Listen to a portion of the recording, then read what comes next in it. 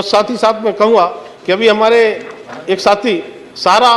के विषय में बता रहे थे। सारा का विषय इतना बड़ा विषय था, लगभग 10 करोड़ के आसपास इन्वेस्टर थे जिनका पैसा सारा में डूबा हुआ था और ये यूपीए के समय से ये पैसा डूबा था और यहाँ पर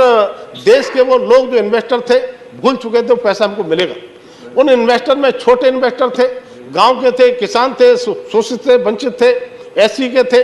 तब मैं कहूँगा कि आदरणीय प्रधानमंत्री मोदी जी की पहल पर आदरणीय हमारे सहकारिता मंत्री जी ने बहुत कठोर कदम उठाते हुए और आज हम उसमें सफलता पाए हैं और सफलता ही नहीं पाए हैं, हमने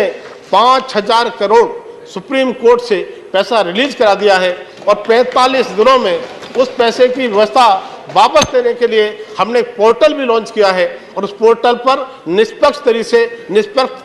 तरीके से हम उस पोर्टल पर हम जाकर जन सेवा केंद्र में भी जाकर के, हमारे पास कंप्यूटर लैपटॉप नहीं है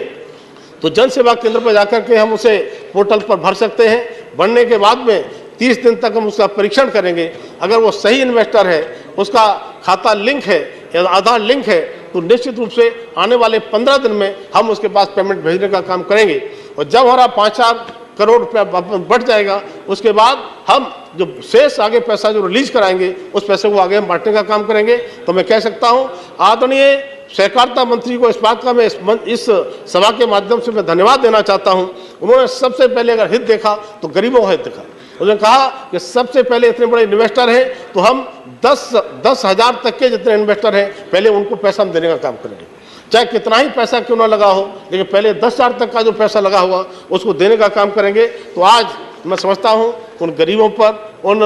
वंचितों पर जिन्होंने इन्वेस्ट किया था, उनके चेहरे पर मुस्कुराहट आई है और मैं कह सकता हूं आज 22 लाख से ज़्यादा लोगों ने पोर्टल पर अपने आए हैं, उन्होंने अपना रजिस्ट्रेशन कराया है और वो उस दिशा में आगे बढ़े हैं।